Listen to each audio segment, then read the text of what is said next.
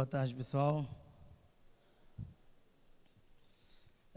Minha apresentação, ela vai ter um foco aí de MPLS e os seus serviços. Vou me apresentar aqui para vocês. Meu nome é Edielso, sou instrutor da Microtik, possuo também todas as certificações, inclusive a certificação de trainer. Aqui estão meus contatos, quem quiser entrar em contato com alguma dúvida, também presto consultoria e treinamentos aí oficiais. Primeiro vamos falar aí sobre o que é o MPLS. Qual foi a ideia do MPLS? Antes de surgir o MPLS, existia uma necessidade de ter uma questão de diminuir custo de hardware. Como assim custo de hardware? Diminuir processamento, diminuir cada vez mais você ter que comprar um equipamento com mais recurso aí de CPU. E aí se estudou algumas padronizações e aí a Cisco fez ali o Tag Switch, que era o protocolo dela. A IBM fez o que era conhecido como ARIS. Mas ali no meados ali de 95, 96, ali o EITF começou a padronizar algo, estudar uma padronização para que não ficasse algo meio que proprietário de uma empresa A ou B.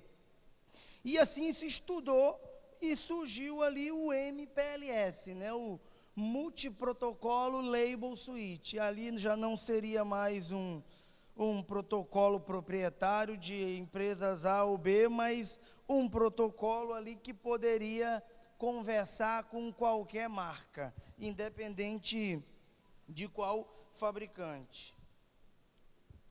Agora sim, o que realmente você pode fazer com o MPLS? O MPLS, comutação de forma mais rápida, né, ou seja, menos uso de CPU no equipamento, capacidade de você fazer transporte de camada 2, ou seja, VPNs ali de camada 2, conhecido como VPLS, L2 VPN, e também capacidade de fazer ali transporte de roteamento baseado em VPN, como é o caso da VRF, e engenharia de tráfego, né? Eu vou falar um pouco de cada um desses serviços que você pode ali obter e agregar na sua rede com o MPLS. Um pouquinho mais sobre ali o MPLS. Eu gosto de sempre nos treinamentos, geralmente isso é um módulo que a gente fala lá no MTCine, de exemplificar o MPLS um pouco com esses envelopes aí. Porque muita gente sabe como configurar, mas realmente será que entende como que funciona o MPLS na rede? Então vamos imaginar o seguinte, que o seu roteador ali, ele faz o papel do carteiro, dos correios. E o seu cliente, né, no caso nós clientes do correio, vamos fazer uma entrega de um pacote, de uma carta para um determinado destino. E a ideia é que você chegue nesse correio com um pacote em branco, né? Isso é a analogia do roteamento tradicional. Chega com um pacote em branco, o que o correio lê? O que o seu roteador vai ler? Vai ler o cabeçalho, e nesse cabeçalho ele vai pesquisar uma parte importante para encaminhar. O endereço de destino.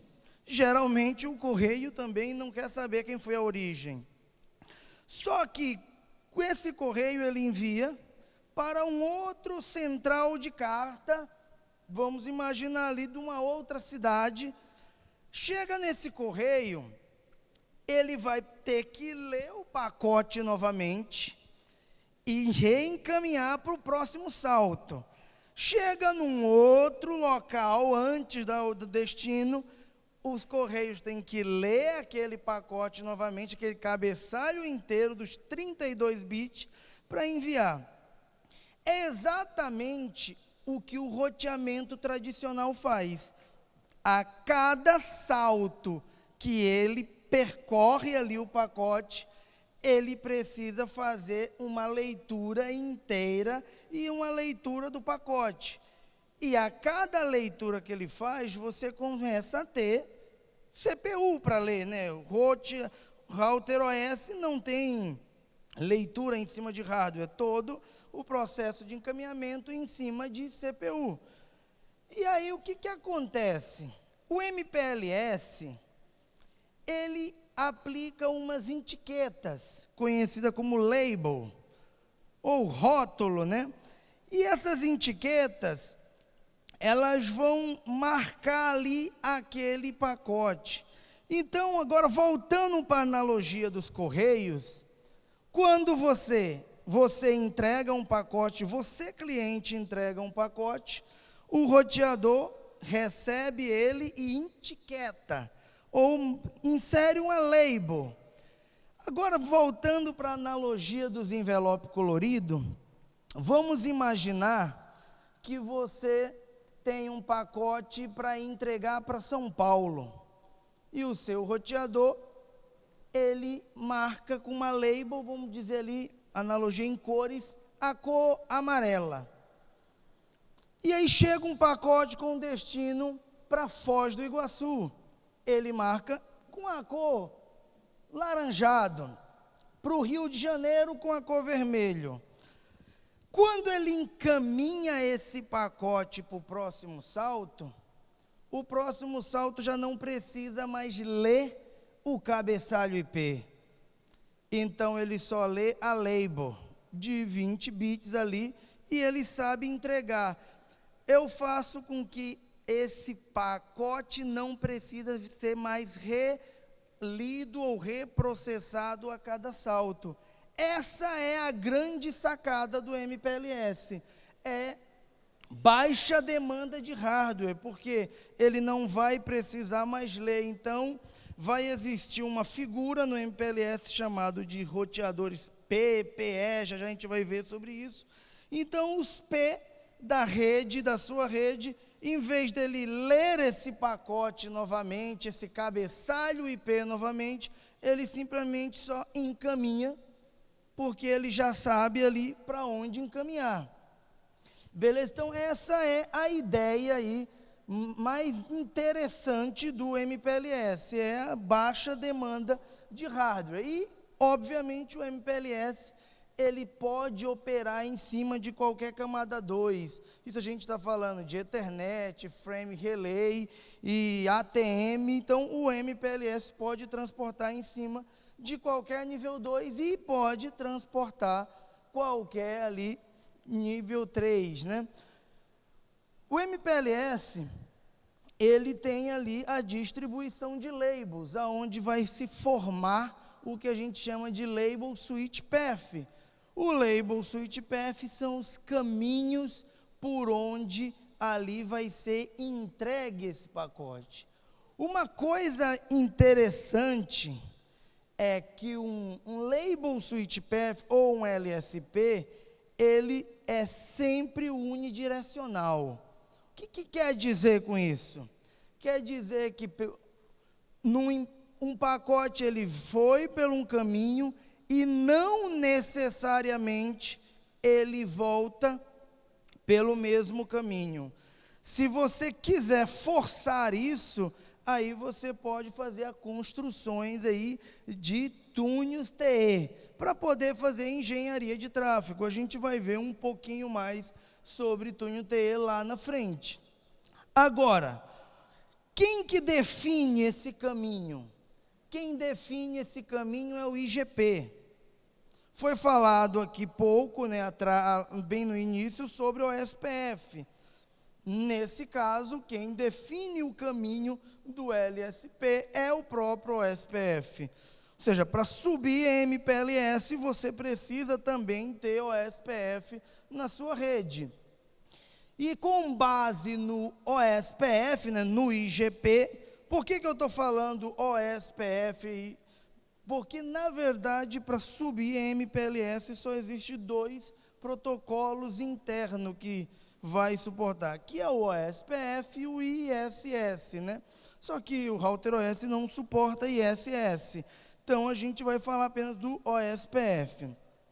Então, se você não mudar nada, ele vai pegar o primeiro caminho mais curto. Lembra que o Guilherme falou lá do ShortPath? Ou seja, ele sempre vai escolher o menor custo ali da interface do SPF, né? Da interface de saída. Esse é o padrão. O LSP vai ser formado ali com base no IGP. Só que você pode manipular esse caminho. É o conhecido engenharia de tráfego. Nesse caso, você pode manipular e divergir ali o que o OSPF determinou para você. Isso daí só é possível com engenharia de tráfego. Beleza? Então, o protocolo MPLS, ele tem 3 maneiras para distribuir esses labels e formar esse caminho. Tem o LDP, né, que é o Protocolo Distribution de Label, né, ou Label Distribution Protocol, um protocolo padrão que todos os fabricantes implementam. Também nós temos outro protocolo chamado SRVP, que é um protocolo de reserva de recurso. Quando que você vai utilizar SRVP? Quando você quer implementar engenharia de tráfego, garantia de banda, quando você quer fazer túneis TE, e aí você precisa reservar recurso para algum cliente que te comprou algo dedicado. Também o SRVP vai transportar esses labels aí em cima do OSPF. Nós temos o BGP, que também transporta label.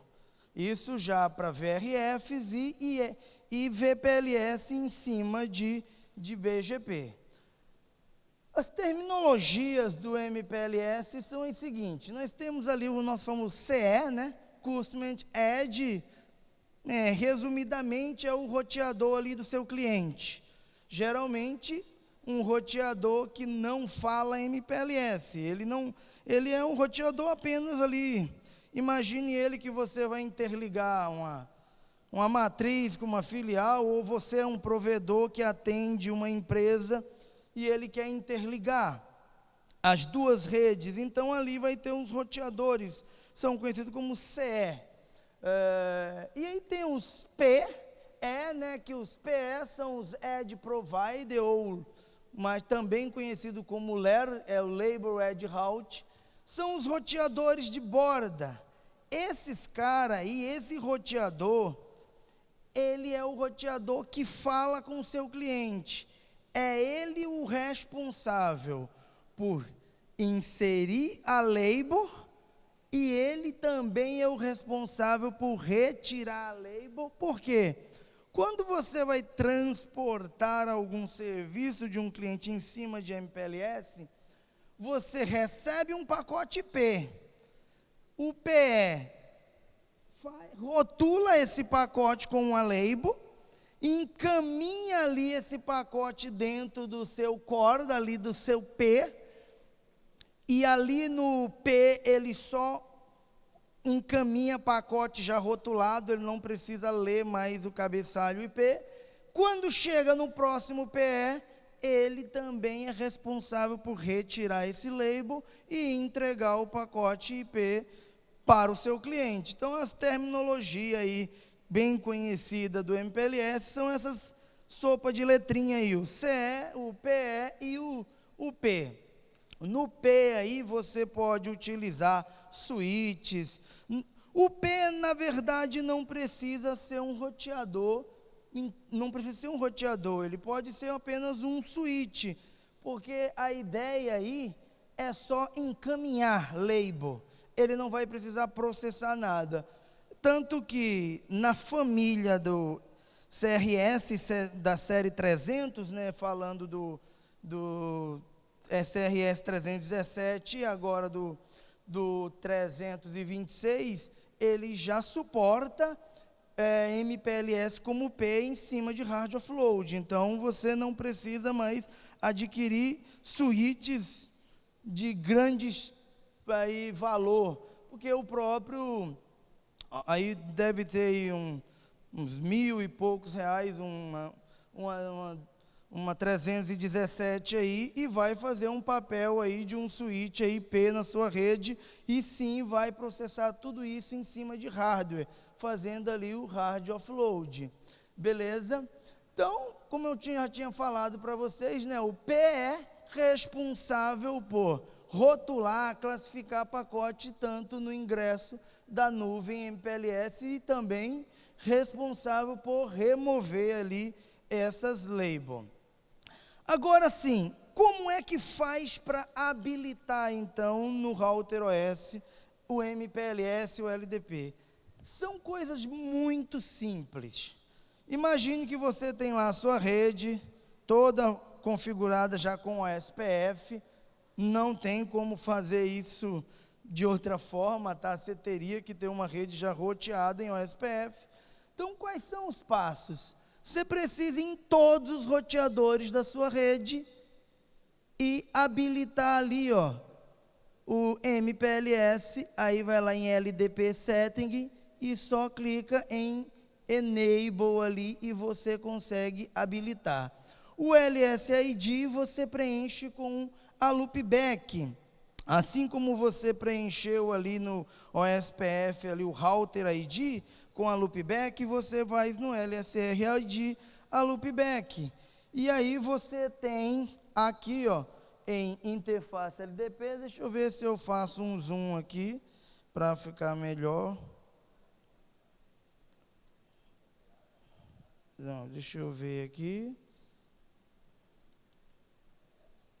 Mas não está aceitando. Não está aceitando fazer zoom? Não, ele só está passando. Bugou o passador. Então, você vem em LDP Interface, LDP Setting e habilita. Feito isso, você habilitou o MPLS. Agora, você vai na aba LDP Interface e vai ter que selecionar qual interface vai falar ali, vai transportar, vai redistribuir os LDPs, ou seja, o protocolo LDP vai ser ativado naquela interface tal. Então, você tem que definir todas as interfaces que falam ali, que você quer falar LDP. Feito isso, eu já tenho o MPLS habilitado na minha rede? Sim. O protocolo já está habilitado e a distribuição de label ali já começou a brincadeira a ser feita na sua rede. Até aí, tranquilo, sem nenhum segredo, né? Agora, como é que funciona essa questão aí?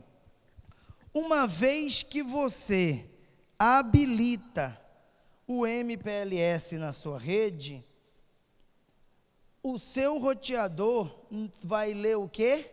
Label. Qualquer pacote encaminhado de um lado para o outro vai encaminhar com leitura de label.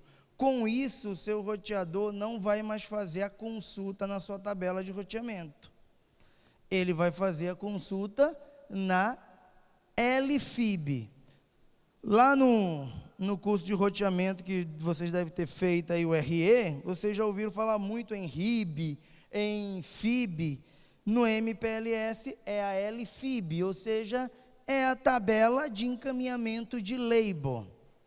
Então, toda aquela tabela de rotas, quando o pacote é comutado, ele passa a ler a LFIB e não mais a sua tabela de rota. Já já nós vamos ver por que essa informação é importante aí. Então, um plano geral e simplificado é o seguinte: o pacote chega no seu roteador, o roteador lê, esse pacote contém label? Se não, ele lê tabela de roteamento tradicional ali, a nossa FIB, né? Se tem label, ele vai ler a tabela LFIB ali de roteador. O MPLS tem uma implementação importantíssima também, chamado de PHP, que é o Penultimate Hope Pop. Qual é a ideia do PHP dentro do MPLS? A ideia principal do PHP é fazer o seguinte, é evitar que o seu roteador faça uma consulta desnecessária. Como assim? Por que evitar uma consulta desnecessária? Imagine que você tem ali um pacote saindo ali desse roteador ali. Deixa eu ver se aqui vai melhorar para nós. Melhorou. Imagine que ele saia desse roteador aqui. Ele sai rotulado com label aqui. Ele encaminha para o próximo roteador, chega no penúltimo roteador, por isso que é PHP, ó, Penultimate, chega no penúltimo roteador, o roteador sabe que o próximo roteador é o último da rede.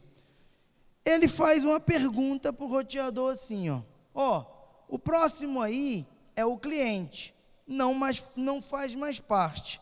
Você quer que eu retire o label e te entrego o pacote com label implicit null, ou retirado o label MPLS? Se o roteador não tiver nenhuma objeção, já nós vamos ver qual seria essa objeção, ele já retira o label no penúltimo. Mas para qual ideia? Porque se ele não retirar o label no penúltimo roteador, o último roteador vai precisar fazer 2 processos. Ele tem que ler a LFIB e tem que ler a RIB para entregar o pacote para o cliente. Então, quando o PHP entra em operação, uma vez que o penúltimo retirou o label, ele passa para o último roteador da rede. O que o último tem que ler? Somente uma tabela. Só a tabela FIB para entregar. Qual é o problema desse comportamento?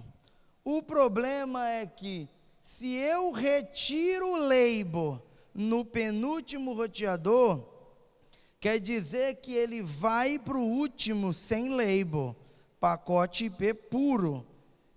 Com isso eu perco toda a minha engenharia de tráfego. Eu retirei o label, perdi toda a minha engenharia de tráfego. Imagine que você teria ali um cliente que te comprou um pacote, um link com garantia de banda. E você fazia essa garantia em cima de quê? Em cima do túnel TE. Uma vez que ele retirou, você perdeu a garantia de banda. Então, se caso você tem cenários igual a esse, aí você tem que mudar o comportamento. O seu MPLS precisa operar em modo explicit null. Nesse caso, se você não usa TE e você quer usar ele já como explicit null, lá nas configurações, deixa eu ver se eu tenho uma tela aqui, nas configurações aqui, deixa eu só ver se eu tenho, aqui, nas configurações do MPLS, você tem que marcar aqui, ó, a caixinha, eu não sei se aí está boa a visualização, tem que marcar a caixinha ali, ó, use explicit null, ó. Tem ali, use explicit null. Se você marcar essa opção no PE, o seu PE vai dizer ali para o PHP, não retira o rótulo, porque eu estou querendo que você me entregue o pacote até a mim com rótulo MPLS, porque tem um cara aqui que precisa de engenharia de tráfego e se tu tirar eu vou perder isso. O famoso nadou e morreu na praia. Então, caso você queira esse comportamento do explicit null, você vai aplicar nos PE da sua rede ali o explicit null. Beleza? Então, a ideia do explicit null é o seguinte, em vez de retirar a label, ele envia o pacote com label nulo, em vez de retirar. E isso é útil para preservar o QoS, no caso, preservar ali engenharia de tráfego, priorização, garantia de banda, entre outras coisas. Então, essa é a ideia simplificada aí do MPLS, beleza? E o MPLS tem alguns serviços. Nós vamos falar agora sobre o VPLS. VPLS ou Layer 2 VPN são conhecidos também como EOMPLS, né? Ou seja, Ethernet sobre MPLS. É um túnel de camada 2 que você pode usar para transportar ali um cliente, matriz e filial que precisa. Muitas das vezes você é um provedor e uma empresa te contrata e ela precisa, sei lá, transportar um DHCP de uma matriz para uma filial. Eu quero que todo mundo das filiais venha buscar a IP aqui na matriz. Então, vocês sabem que DHCP é um protocolo que opera em camada 2, né? Protocolo de broadcast. Então, ele vai precisar de camada 2. E aí você tem a opção de estabelecer um serviço ali de VPLS. Agora, uma coisa importante no MPLS, para vocês também já sacarem, é o seguinte, é a questão do MTU. Existe algum problema de MPLS com MTU? Na verdade, propriamente dito, MPLS não. Você pode habilitar MPLS em cima da sua rede e você não vai ter problema algum. O problema é que quando você transportar um serviço, esse serviço vai incrementar recursos ali no cabeçalho, ou seja, ele vai aumentar o tamanho do seu MTU. O que vai acontecer com isso? Se um pacote chegou na minha interface padrão de 1.500, ou MTU de 1.500, chegou com 1.540, o que o roteador vai fazer? Vai fragmentar. O que é fragmentar? Ele vai quebrar o pacote ou dividir o pacote em pequenos pedaços e vai mandar, em vez de ele mandar o pacote de uma vez, ele vai mandar várias vezes. O problema é que tecnologia Layer 2 como ATM, Frame Relay, Ethernet, não suporta fragmentação. E é aí que você passa a ter um problema com MTU. Então, se não suporta fragmentação, Edilson, o que vai acontecer com um pacote de 1.540? Simplesmente o roteador vai descartar e acabou. Não vai chegar do outro lado, perdeu comunicação. Então, aí, nesse caso, tem a ideia de você ver o MTU da sua rede. Agora, o MTU tem que ter um critério. Por exemplo, se eu quero passar um MTU de 9.000 bytes, mas no meio do caminho tem um equipamento que passa só 4.000, acabou, não tem como passar 9.000 ali. Ou você vai ajustar toda a sua rede para 4.000, ou você vai ter que trocar aquele equipamento para um equipamento que suporta 9.000. Então, essa é a ideia da certificação do MTU na sua rede. Então, Edilson, como é que eu sei isso? Aí vai para a palestra lá do Matozinho. Olha o datasheet dos equipamentos. Vai lá no site do fabricante, olha que MTU que ele transporta.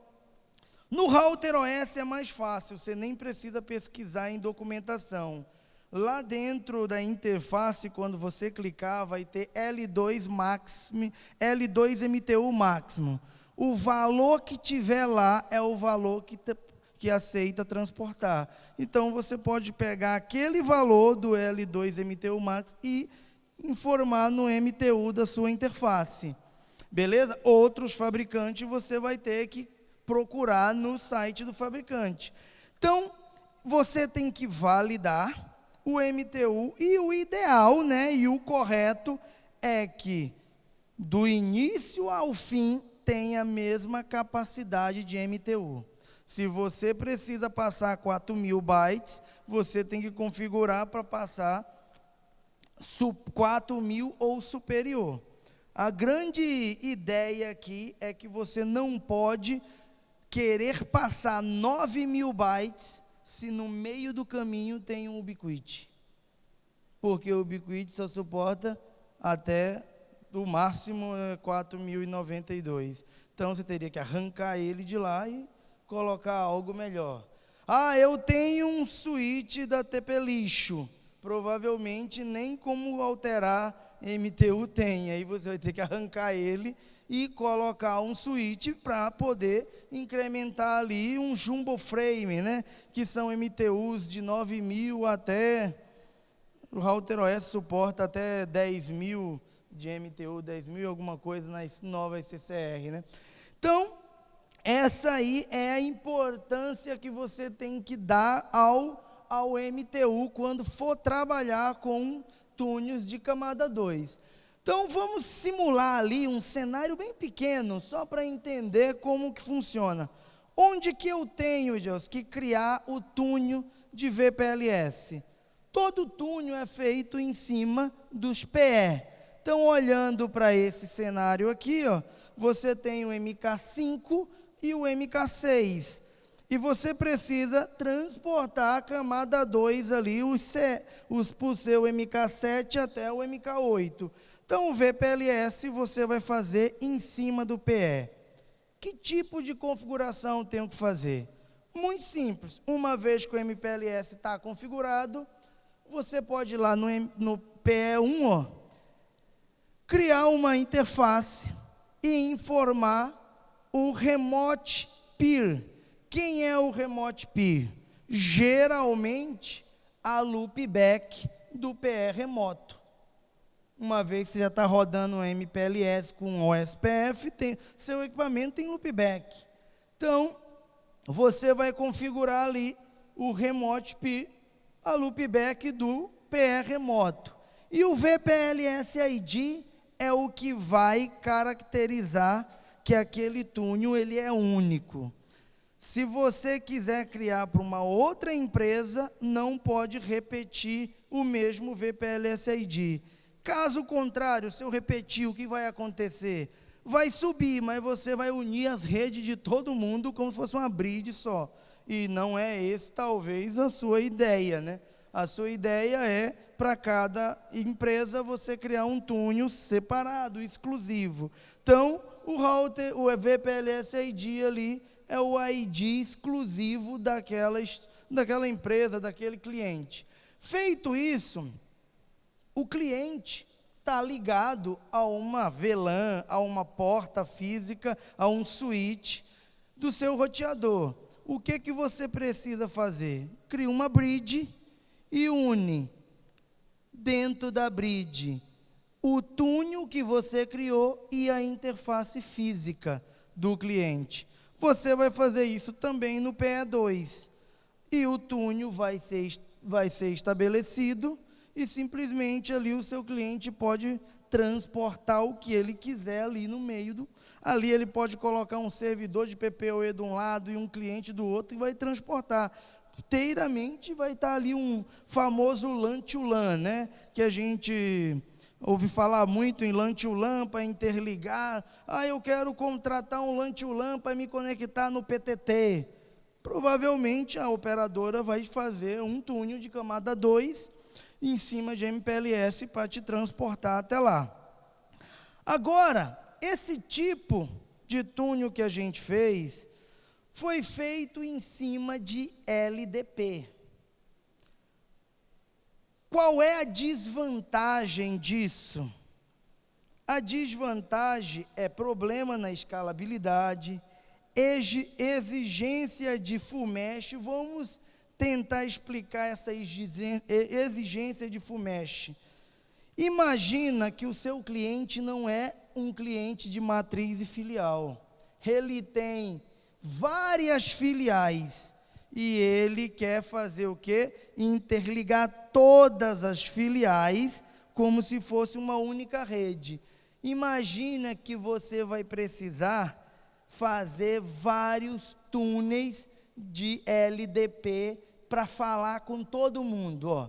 O router 1, se ele quiser falar com o router 3, ele vai precisar de um túnel para lá. Se ele precisar falar com o router 2, vai precisar de um túnel para lá. Se ele precisar do router 4, um túnel direto com ele. Isso vai fazer o famoso full mesh de LDP. Isso pode te causar problemas de crescimento, escalabilidade, e se um cliente fizer, imagina que um cliente faça um loop dentro da rede dele, isso pode afetar a sua rede inteira MPLS. Então, com o LDP, um dos maiores problemas que você vai encontrar é a escalabilidade, porque isso vai precisar fazer manual, túnel com todo mundo, e a ideia do full mesh. Existe como fazer um VPLS usando o BGP. Aí, nesse caso, agora você vai ter que subir IBGP também na sua rede. Entre os PE, precisa ter IBGP. Ou você pode ali eleger um route server e fazer todos os PE, fazer ali uma sessão IBGP com ele. Nesse caso, o label trocado agora não será mais usado em cima de LDP. Aí agora o LDP praticamente morreu para você. Todo label será agora trocado em cima das mensagens de update do BGP. O que muda além de ser o BGP? Vai mudar que você vai ter um route distingue. O route distingue é o que vai tornar ali o anúncio único para cada túnel. E o Site ID é que se você tem ali uma matriz com 10 filiais, vamos dizer, a cada filial vai ter um Site ID. Na filial 1, o Site ID 1, na filial 2, o Site ID 2, na filial 3, e assim sucessivamente. Agora, o route distingue vai ser único nesse túnel. É o que vai ali identificar ali o túnel como um único túnel de VPLS. O que realmente eu preciso fazer? Lá no seu IBGP, como eu falei para vocês, vão ser em cima, vocês precisam habilitar no Address Family a opção lá L2VPN, e ali você vai poder transportar pacotes em cima de IBGP ali. Então, se eu não habilitar isso no meu IBGP, você não vai conseguir subir o túnel VPLS. Essa é a única alteração que você precisa fazer no BGP. E agora, como que eu faço o túnel VPLS? No mesmo caminho, menu MPLS, VPLS, só que agora, ó, não é mais na aba VPLS, é na aba BGP VPLS. E o que você tem que fazer? Coisa bem simples. Você vai colocar o route distingue, um route target import, route target export, para ali a community estendida do BGP, que vai transportar ali as rotas, né, as redes em cima do BGP, e o Site ID, ali vamos imaginar que na matriz você colocaria Site ID 1, na filial praticamente a mesma coisa, só que ali Site ID 2, automaticamente você vai simplesmente ali habilitar o VPLS em cima de BGP. Com isso, você não precisa ter mais um LDP full mesh na rede, porque não é mais o LDP que vai distribuir esses labels dentro da sua rede, já é o próprio BGP usando ali as mensagens do update do BGP, vai encaminhar. Com isso, você não precisa da natureza de criar os túneis estáticos. Se por um caso, uma matriz, ela ficou fora, simplesmente esse túnel ele vai ser desfeito de toda a rede, e ele vai sair também da bridge, porque ele vai cair o túnel e você não vai ter ali um problema de natureza estática na criação para todo mundo. O túnel vai subir automaticamente. Você vai fazer também nos PE isso. Agora nós falamos de camada 2, né? Transporte de camada 2. Também nós temos um outro tipo de serviço que pode ser muito bem explorado no seu provedor, na sua empresa, com MPLS, que são as VRF. VRF, também conhecida como Layer 3 VPN.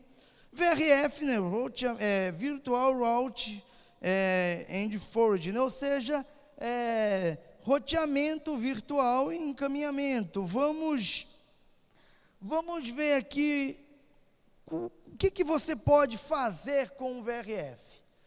A funcionalidade de roteamento completamente independente da tabela principal do roteador. Múltiplas VRF resolvem problema de sobreposição de IP. Imagina que você não usa MPLS e nem VRF. Vamos voltar para o cenário tradicional. Um cliente precisa, sua rede é toda roteada, e ele precisa rotear uma rede porque ele precisa se comunicar entre matriz e filial. Ele não quer camada 2, ele quer camada 3, ele quer apenas pingar um computador que está na matriz, na filial. Sem VRF, você poderia pedir para ele qual é a rede interna aí da sua matriz, qual é a rede interna da sua filial. Você poderia criar uma rota estática lá na sua tabela de rota principal e apontar para um lado, redistribuir no SPF, criar uma rota estática e apontar para o outro. Resolveu o problema do cliente. Só que você tem 10 clientes para atender desse jeito. E os 10 têm a mesma rede. Como assim a mesma rede? Os 10, as redes é 192.168.0.24. Como que tu vai dividir que o pacote da empresa A 192.168.0/24 é diferente do 192.168.0/24 da empresa B? Não tem como dividir, porque são 2 endereços iguais na mesma tabela.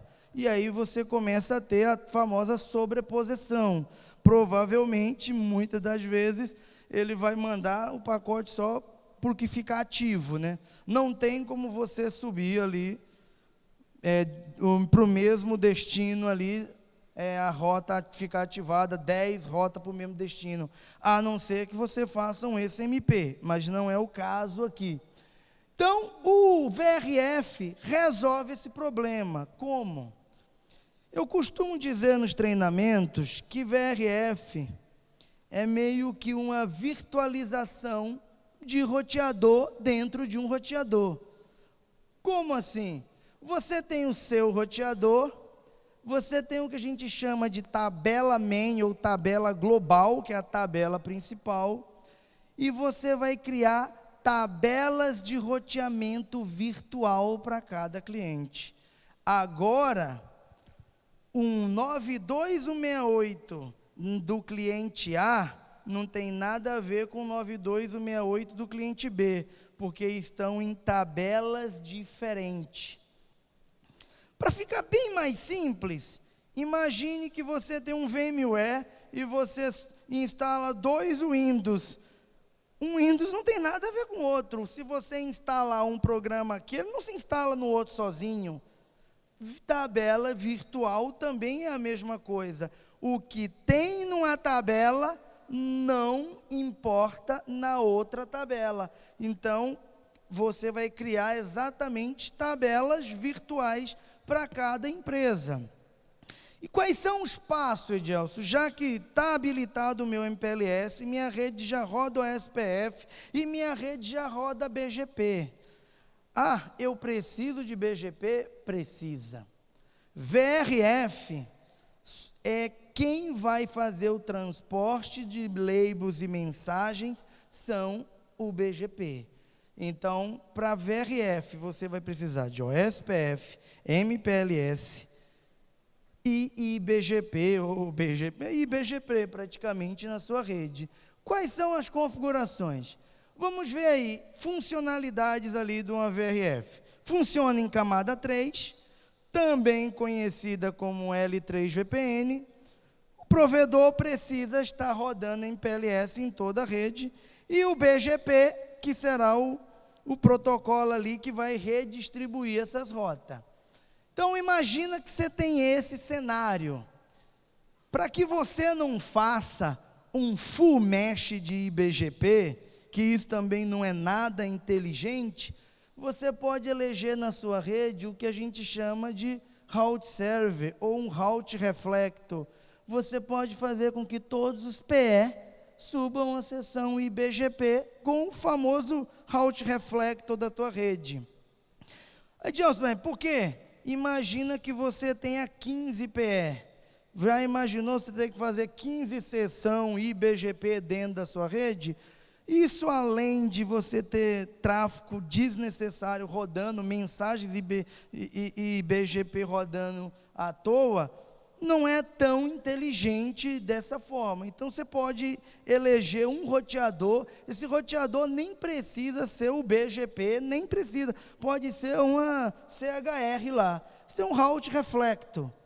É a mesma ideia do que o PTT faz. Todo mundo, em vez de 2.000 clientes fazer sessão BGP um com o outro, você faz somente com o route server lá, né?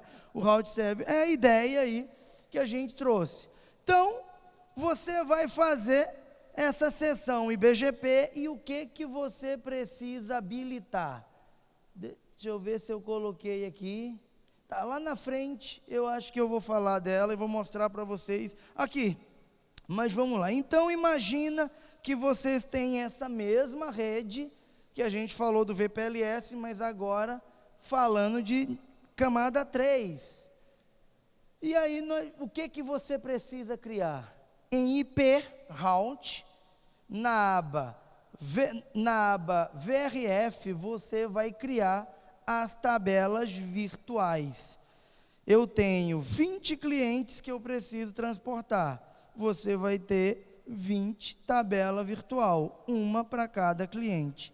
Colocar o nome que você quiser, a interface ou VLAN que está conectado ao seu cliente, e ali você vai colocar um route distinguer, que vai identificar unicamente ali aquele túnel, e o route target, import e export, é as community estendidas do BGP que vai transportar as redes internas ali de cada cliente.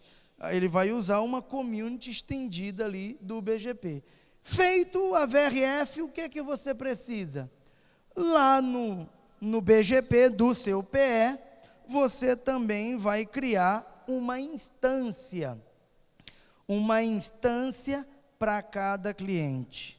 Aí você me pergunta, para que ideia eu vou ter que criar uma instância? Porque o que acontece? Imagina que seu cliente vai importar uma rota para você.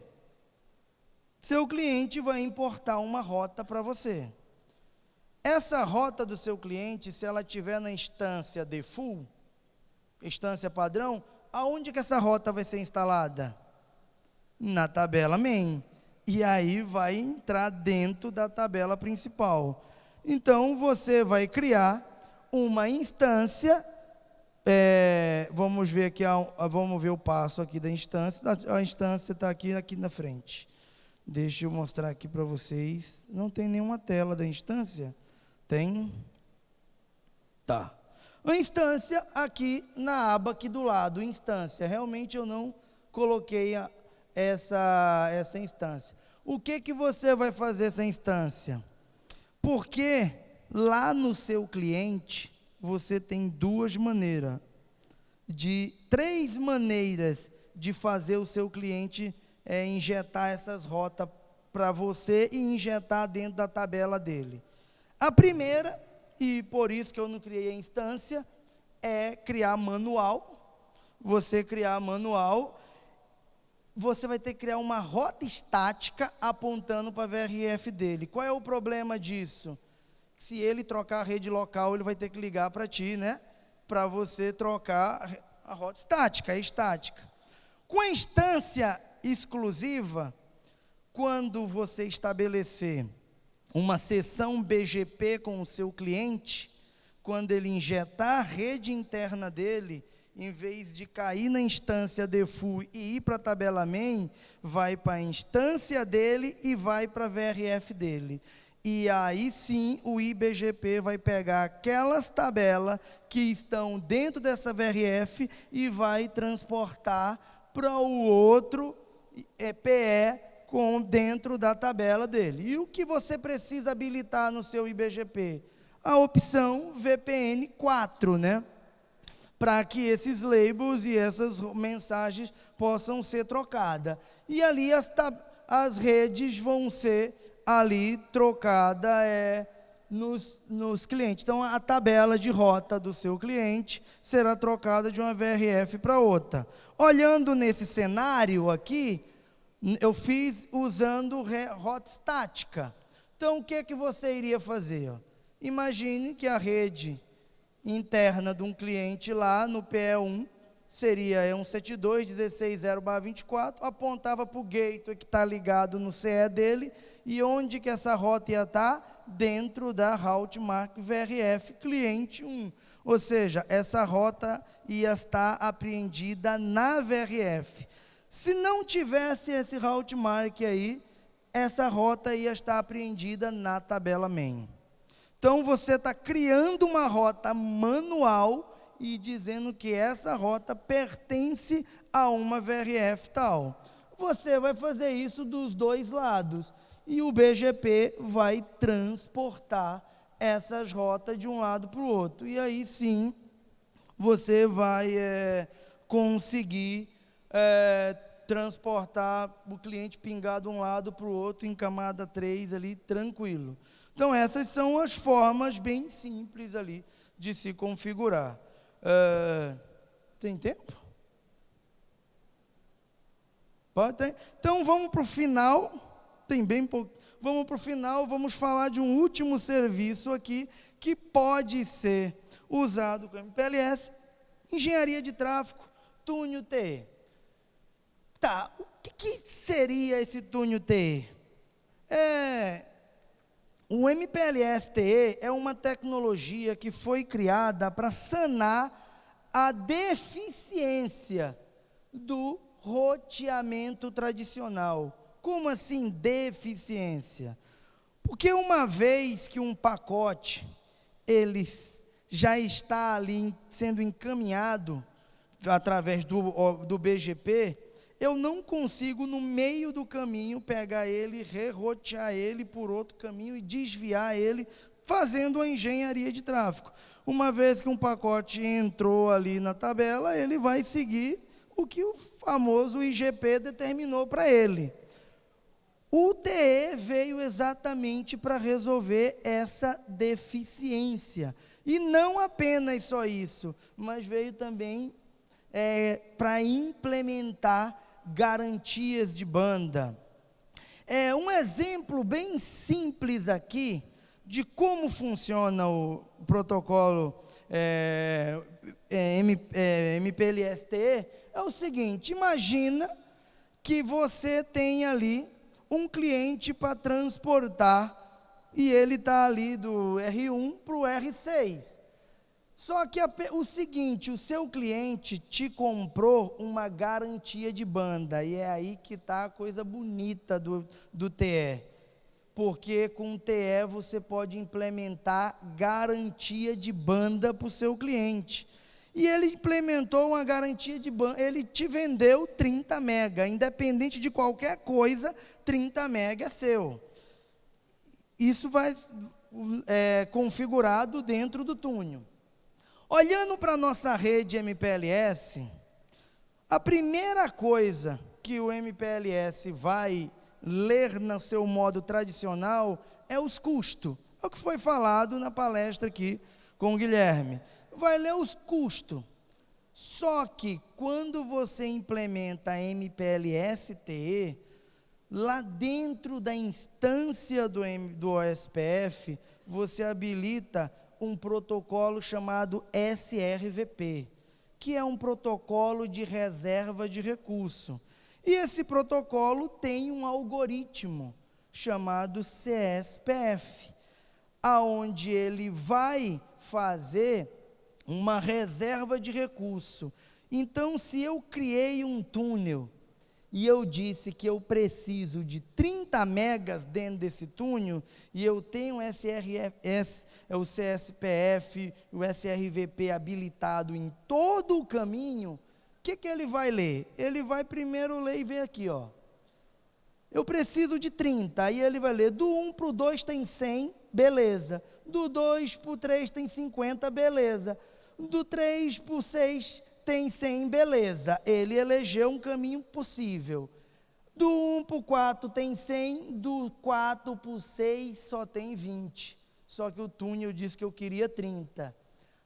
Agora vamos por baixo. Do 1 para o 5 tem 100 e do 5 para o 6, 25. O que o protocolo faz automático? Ele ignora isso daqui. Aparentemente, para o protocolo, você só tem isso. Porque você disse que você precisa de 30 megas. Isso o TE faz para você de forma automaticamente quando você habilita ali o SRVP dentro do SPF. Então, feito isso, nós temos agora o quê? 2 caminhos possíveis. Só que ele já leu o custo, agora ele vai para o quê? Desculpa, ele já leu a banda, agora ele vai ver custo. Do 1 para o 2 tem um custo 10, do 2 tem um 20 e ali 30.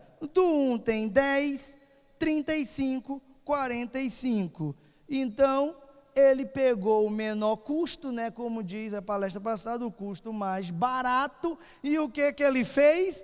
Ele escolheu o menor custo. Isso não foi você que fez, foi o seu túnel que você criou que fez isso para você. Ele calculou a banda, a reserva de banda, definiu, e aí o seguinte, o pacote vai ser transportado por lá. E o túnel de baixo, Edilson, vai ser descartado? Não. Ele é ainda um caminho elegível, mas ele vai ser usado como backup. Se caso o túnel principal cair, então no TE eu posso criar caminhos principais e backup? Pode. Você pode criar túnel PEF, né, caminho do túnel. Você pode criar um túnel principal e criar vários túneis backup. Se o principal cair, automaticamente você já sobe pelo backup. Isso pode ser para você uma forma de aumentar seu faturamento, porque você pode vender um serviço para uma pessoa e fazer o seguinte: olha, eu te vendo um serviço sem redundância. Não, é mais caro, mas tem redundância. E é automático. Se a fibra romper, cai pelo outro em 5 segundos. 2 segundos, depende da configuração. Por causa do nosso tempo, eu não tenho como ensinar tudo do TE para vocês, igual eu fiz dos dois, né? Por causa do tempo, o nosso tempo é curto, eu acho que eu já estourei o tempo. Então, eu queria agradecer a todos e pedir desculpa pelo tempo estourado, tá? Se alguém tiver alguma dúvida de como fazer, me procura, ou se tiver pergunta, pode perguntar.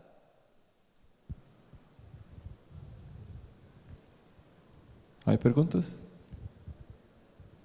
Tem muita dúvida? Entendeu tudo ou não entendeu nada? Tem ali. Geralmente tem 2 sentidos, né? Ou muita gente calada, ou entendeu tudo, ou não entendeu foi nada, né? Opa, boa tarde. Tu comentou que a CRS da série 300 em diante tem suporte MPLS por hard offload, correto? Sim, só como P. Como P. Só como P. Como é que funcionaria isso? A configuração interna, não configura nada? Na verdade, Como é em cima de hardware, você não vai configurar nada, você só vai criar lá a bridge, colocar todas as interfaces na bridge e habilitar ali o hard offload na interface. E ele vai transportar o label em cima do hardware. Ah, tá. Imaginei que tinha que ter alguma configuração, mas... Não, a maravilha. configuração vai ser mais em cima do PE, né? Lá pergunta?